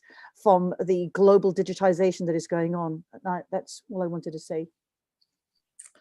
Oh, thanks very much for that, Salma. And if you can look at the proposal, the Secretariat posted the link. I actually added IEEE as one of the key institutions to be involved, because IEEE has, and the value of a body like IEEE is that they are active in the IGF. They're also active in the ITU space, and I think that is important. Any other comments or questions? I'm just checking the chat, and Secretariat help me to Carlos Afonso, thank you very much. Carlos Afonso, our MAG member, he's also in the DC on community connectivity, posted a link to a discussion by the Alliance for Affordable Internet, also another body that can be included in this, and that Roberto and Karim also included in their proposal. They work on meaningful connectivity, so they also use this concept. That's the Web Foundation's program on affordable access. But we do need to move on. So I think if there are no further hands, I don't see any further hands, but please go ahead. I'd like the Secretariat to do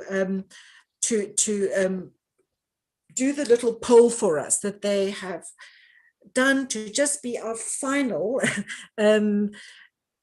request to the MAG to express where they want to put their effort in participating in these intersessional modalities.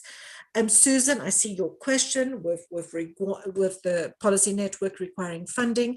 I think absolutely the policy network would need support. We actually have had some institutions come forward, even on the MAG list, to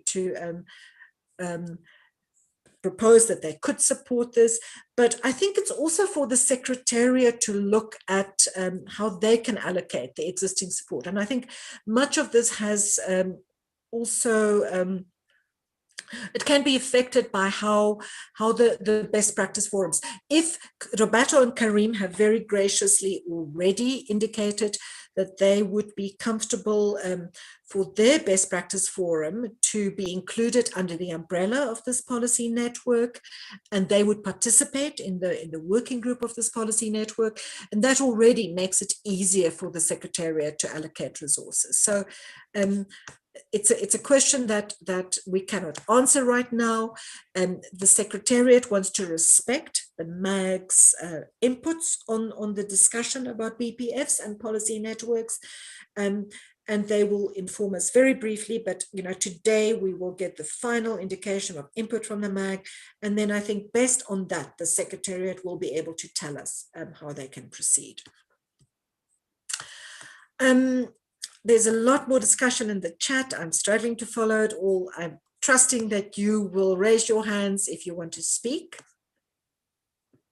I don't see anyone in the speaking queue or any raised hands. So I would like now to ask the Secretariat to put up the poll that they've developed for you to express where your interest lies and how you can commit to being involved. So the poll is open and I invite everyone to contribute to it.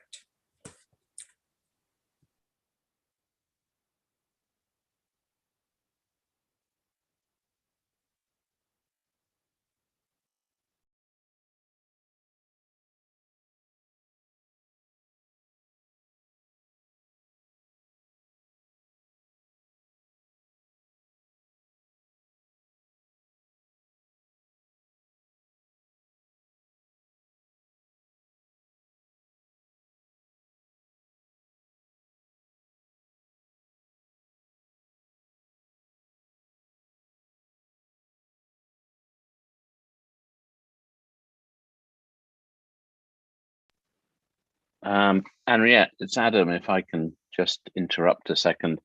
I did put down that I would contribute to a policy network on cybersecurity, but I don't particularly want to contribute to any best practice forum because I'm already doing a couple of working groups and the dynamic coalitions and the MAG, and in my first year, this is quite enough for me. So sorry about that. But I think an option saying that I don't particularly want to contribute to a best practice forum because I would be making a commitment that I don't think I have the time to commit, to be quite honest, because I've committed to other things. Adam, thanks for that. Was it compulsory? Did you have to select an option? Yeah, I couldn't submit without doing so. So I mean, it's not a big, it's not a big deal. I just wanted to explain it. And I think that's, yeah, particularly in the first year on the MAG, I'm trying to find out what happens here again, and already picked up 2 or 3 things. So that's quite enough for me. No, I think that's completely understandable. We do already have MAG members that have committed to the BPF on cybersecurity. This is just an indication of further support, and I'm sorry that there wasn't a not committing to any option.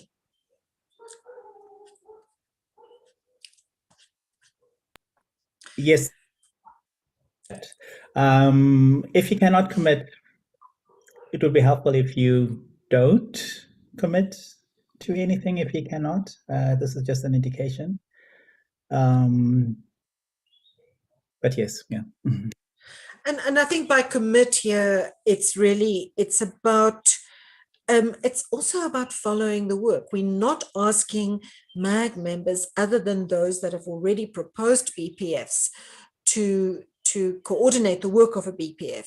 This question is really more about: will you follow the work? Will you be interested in it? Will you be a member of the group, and will you contribute to join the mailing list and participate? You're not being asked to do additional work. That has been taken care of, because for all of these Bpf proposals, we do have MAG members that have committed to facilitate. I see only 28 people have voted. Observers are under no obligation to respond, but I really would like MAG members to complete the poll, please. Now, we will also take a no vote to mean that you're not interested. So if you're not interested, of course, don't vote. And maybe that is. Henriette, may I ask a question? May I ask a question here? Yes, go ahead. That's Susan. Go ahead. Thanks, Henriette. I'm confused as to, it seems that one can express an opinion on whether or not a Bpf should go forward given the limited resources of the Secretariat, but that doesn't seem to be what the poll is about. So are we assuming that the poll is to determine who is going to participate in which Bpf, in which case that, assumes that all the Bpfs in the poll are going to go forward? Thanks, Susan. Susan, we've actually already called for objections to Bpfs from MAG members.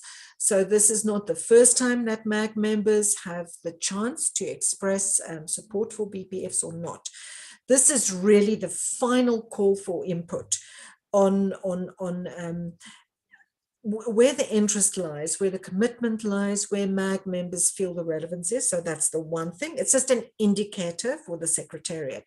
And then specifically, we are asking MAG members to comment on the idea of the policy network and of integrating some of those best practice forums into such a policy network, because that can impact on how the Secretariat decides to allocate its resources. So that's I hope that answers your question. It does not mean that all of these will automatically go through, but thus far from the MAG, we have not heard objections to we've heard of revisions. We've had requests for revisions on some of these proposals, and the revisions were made. Shagatai, do you want to add, please?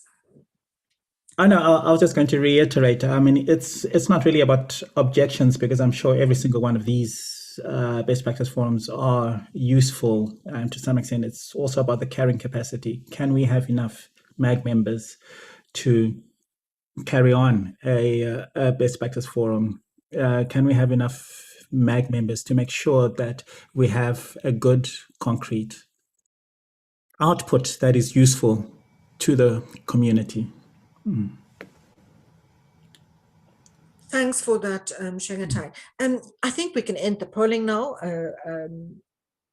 I don't know how many people will still respond. And then, Louise, if you can show us the results. And then I would just ask if there are MAG members who object to any of these, who have strong feelings about the policy network, or not going ahead with it, or not including the Bpf on local content and committed actions into such a policy network, to take the floor and share their views.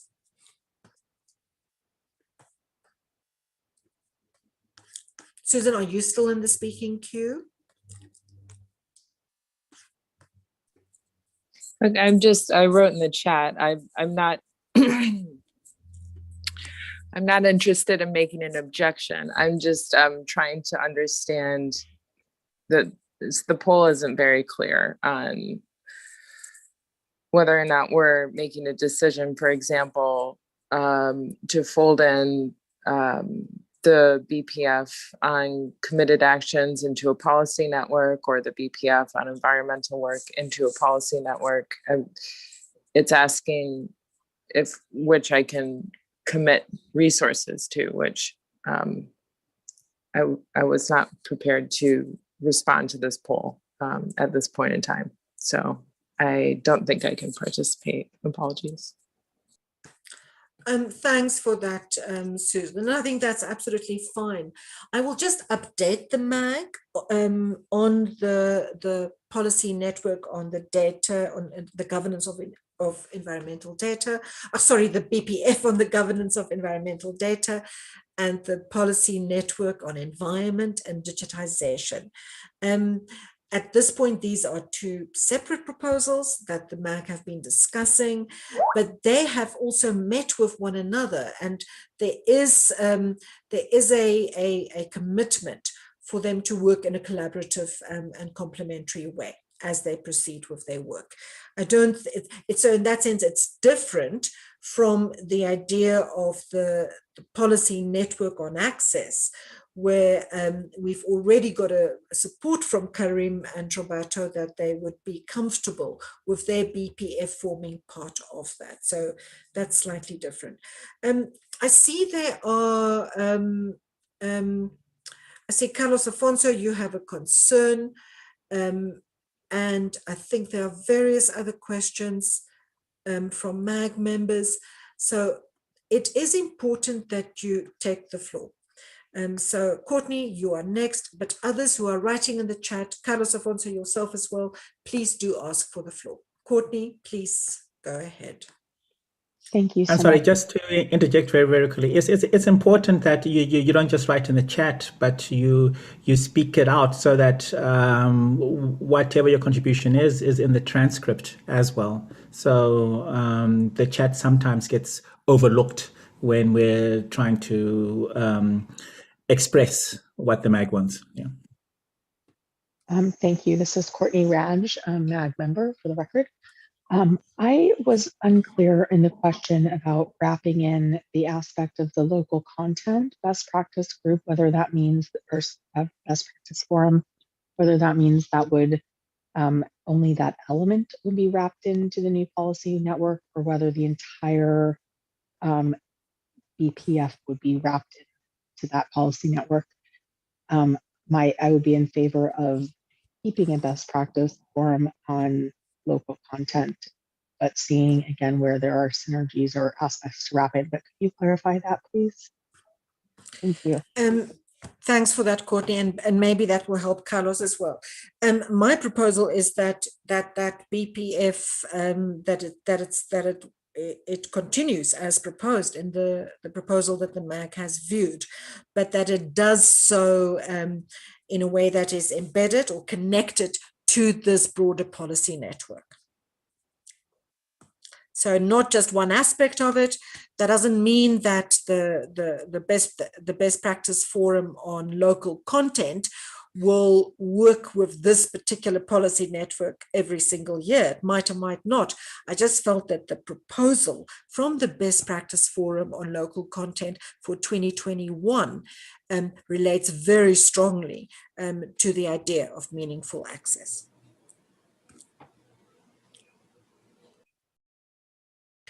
Carlos, you are next. And yes. I want to affirm what Shanghai said. So please, others who are writing in the chat, please do join the queue. Go ahead, Carlos. Right. Yes, I was trying to show that at least the Bpf on local content, it goes well beyond connectivity. There are several other issues regarding regulation, regarding intellectual property, and many others that the Bpf deals with. And the focus is on curating best practices, not on broader political analysis or trying to grasp broader effects regarding access, no, the Bpf goes beyond that, and so do the other 3 Bpfs, which we have approved so far. So I wouldn't support merging or fusing these 2 Bpfs to, well, at least the Bpf on local content, to the initiative, which I find very valid, very significant, of the policy network. But of course, as Henriette said, we should work together. There is an obvious interaction, as in several speeches today, people insisted on the importance of these interactions. This is it. Thank you.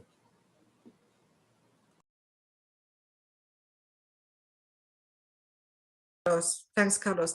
I think there's an unknown here, which I wish I could answer, but it is still a bit of an unknown. And that is how these policy networks will interact and collaborate with best practice forums. And I think that is something that hasn't yet been clearly established. And maybe Anya can say a little bit more about the thinking there. I think the idea is definitely that the policy networks collaborate very closely with NRIs and dynamic coalitions and Bpfs. But the precise mechanics of that, I'm afraid, is something that has not yet been established. And I think that is also why, as Anya said earlier, these policy networks are, in fact, they pilot. And I do think, having 2 pilots can be more working in different areas, can be very valuable. They're not intended to replace Bpfs. So I think that needs to be made very clear. They intended to add value. And I think my proposal here, this is really coming from me specifically, is that I think we just need to be careful that we don't have too many different intersessional modalities for the MAG to participate in and follow, and for the rest of the community to follow and participate in. And I think as we try and focus the IGF program to be narrower, more focused, more outcome oriented, I think we also need to look at our intersessional modalities, also supporting a more focused approach. But I think we have to also just be willing to see how this works and whether it works. I don't think we have all the answers about how a Bpf will interact with a policy network at this point, not yet. Henriette, can I make an additional comment? Please, Carlos, please go ahead. Yes. Another thing is that regarding the Bpf on local content is that we had included a new theme, which is local content in the context of community networks. But we are not abandoning other issues which are, of course, relevant, like problems of local language, preservation of intellectual property rights of the communities, and so on. There, all those other issues which the Bpf is carrying from year to year will still be considered besides this focus on local content and community networks. Thank you.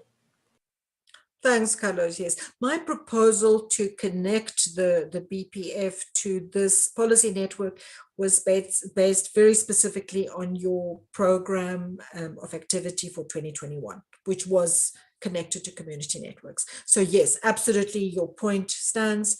There are many other issues that this Bpf has taken on over time and might want to propose again in the future. Adam, you have the floor. Thank you. Hello. Sorry, me again. Yeah, I'd just like to see that we don't have duplication. There's not too much divergence in recommendations from different groups.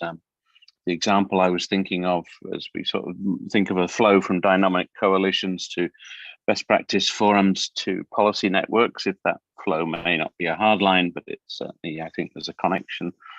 We have a very, very successful dynamic coalition on network neutrality, which we've seen the output of that group go into different fora, into multilateral fora into national forums. So a very good example of success of an IGF informal-ish group moving into the formal policymaking sort of dialogue and influence. So a very successful model. It would be a shame if the recommendations of that were not fed up through the different other fora, and if those people were not informed of, this work going on. And then on sort of ongoing basis, which you touched upon, Henriette, about how do you include them, then if these groups have mailing lists, and if these groups have, and I'm talking more about the policy network, if they have calls, then make sure that these relevant other structures are invited, or the leadership of them. Or we will get confused and the MAG will not know what it is that it might be supposed to be managing, and so on and so forth. So it's just really making sure that everybody is included in the loop, and perhaps there might even at some point be a sort of formal requirement that they're included in the group. Otherwise, a divergence would be a great shame when one group recommends one thing and another group recommends another. Carlos, on local content, I think I probably misunderstood when I completed the poll, and I apologize for that. But I do have some people who would like to contribute to your work, so at least we can add some substance to it. So thanks for that.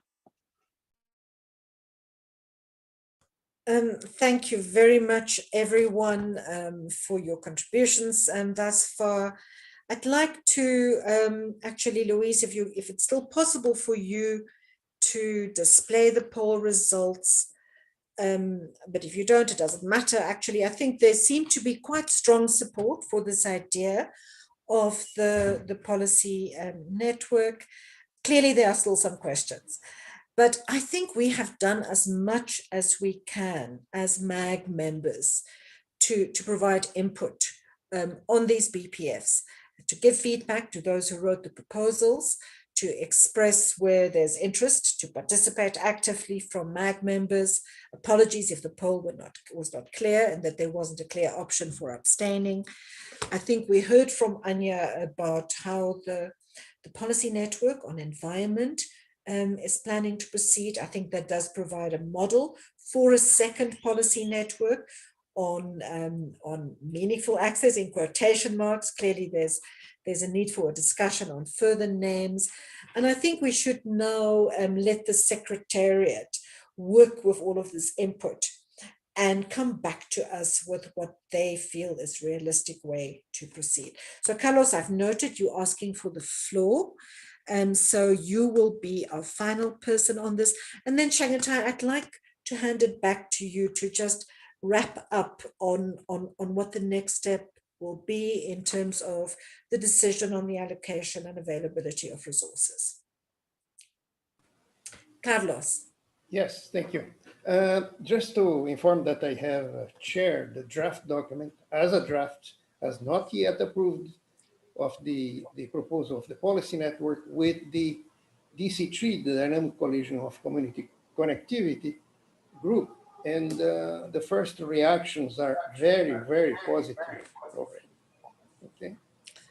Thanks for that, Carlos, and I'm glad you did. And my apologies for not having sent this proposal to you earlier. I think just my personal circumstances with no electricity on the weekend, and then this week also starting without electricity, it just made it very difficult for me to finalize that proposal and to send it to you earlier. Shanghai, over to you. Thank you very much, Henriette. So what we are going to do, because originally just taken from last year, we had budgeted 2 consultants, each supporting 2 best practice forums. So what we're going to do is that the Secretariat is going to look at this and see what is needed to support. And then since it has an effect on the trust fund, we have to talk to in New York and through Wyman. I think Wyman is here, and then talk with our finance officer to see what's possible, and then we can come back to you by the end of this week or first thing next week. Yeah. That's Thanks it. very much. Thanks very much for that, Shangatai. So MAG members, we actually really are close to having a decision on this. I encourage further comment on the proposal for this additional policy network and proposals for how to name it. Please share it amongst your networks and give us feedback. But the final call is now with the Secretariat. And I want to thank everyone who submitted proposals. I want to thank everyone who's given comment on those proposals, and to the proposal writers for adapting their proposals based on MAG feedback. My special thanks to Roberto and Karim for being open to see their proposal go forward in a slightly different form. And I now bring this to a close, and then we'll know what will happen next as soon as the Secretariat has undertaken the steps Shangatai just outlined.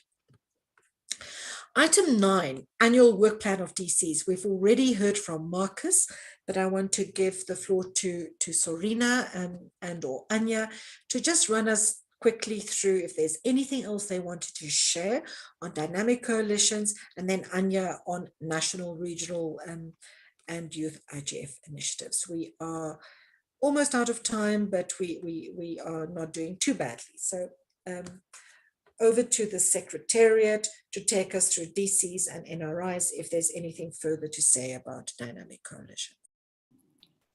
Thank you, Henriette. Hello, everyone. Not really on dynamic coalitions, since Marcus has already covered that part. Just a quick recap that the coordination group is going to start working on a work plan and the timeline for the DC paper that Marcus has presented. And as soon as we have that finalized, we will, of course, share it with the MAG, but nothing else beyond that. Thank you.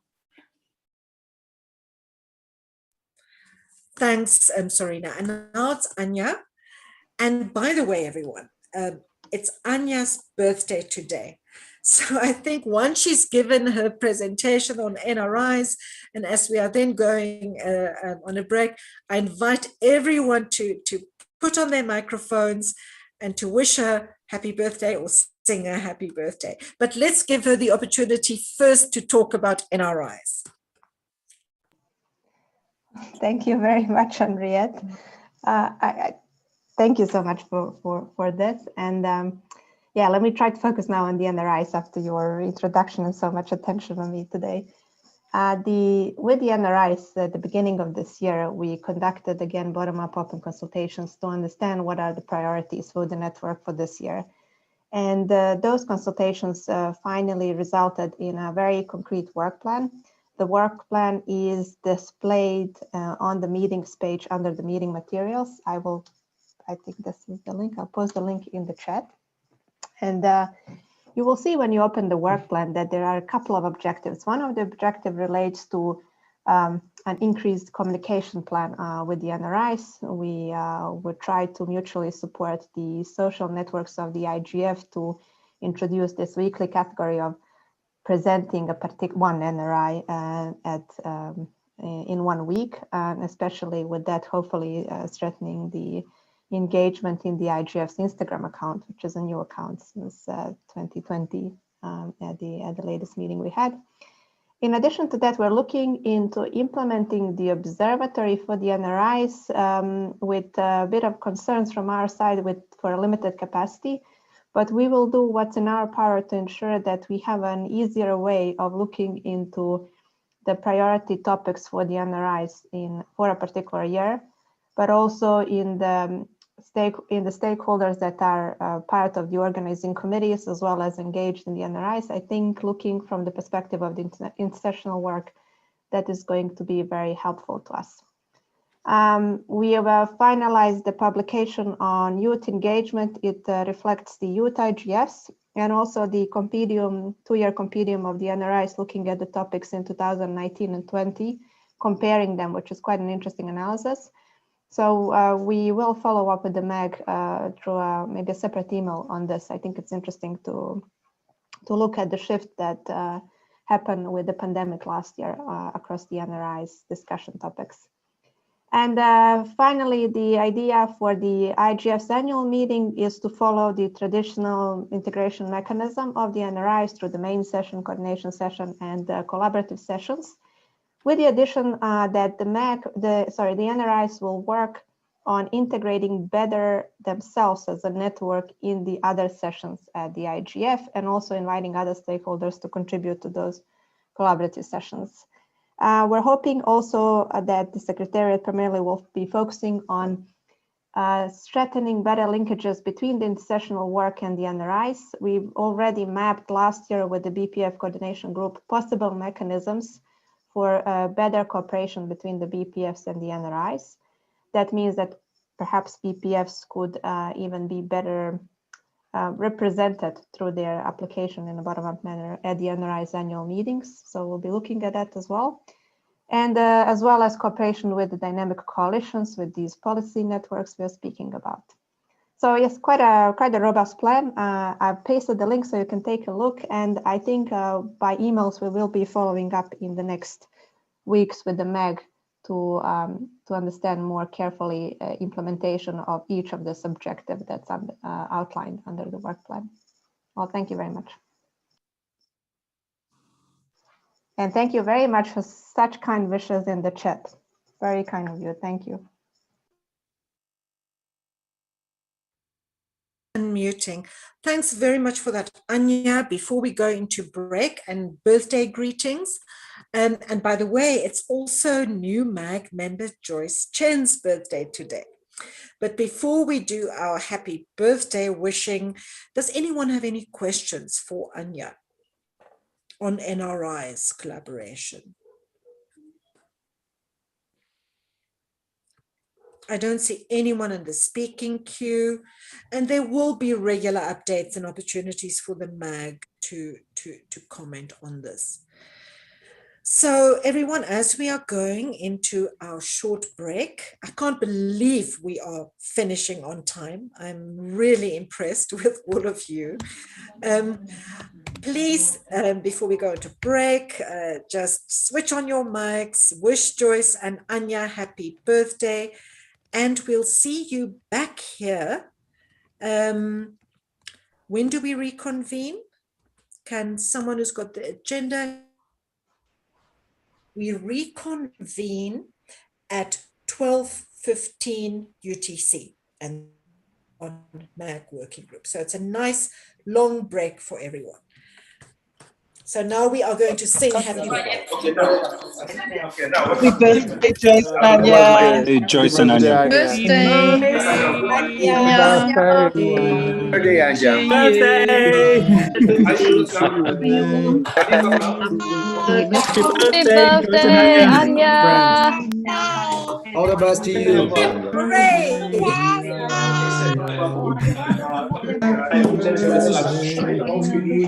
Ever. Thank you so much.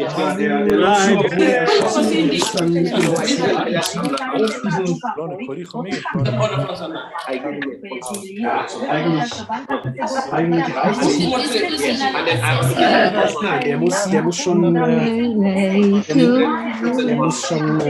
We're supposed to be singing Happy Birthday to you. Das ist Happy Birthday. Happy Birthday. Es ist ja auch interessant, Happy Birthday to you.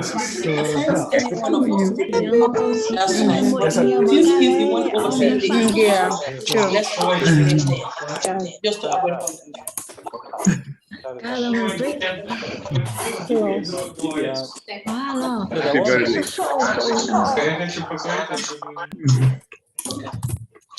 Definitely.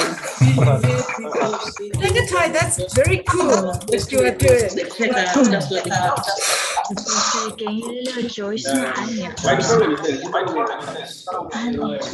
Any opportunity to embarrass them further, that's for me. That's the protocol, yeah.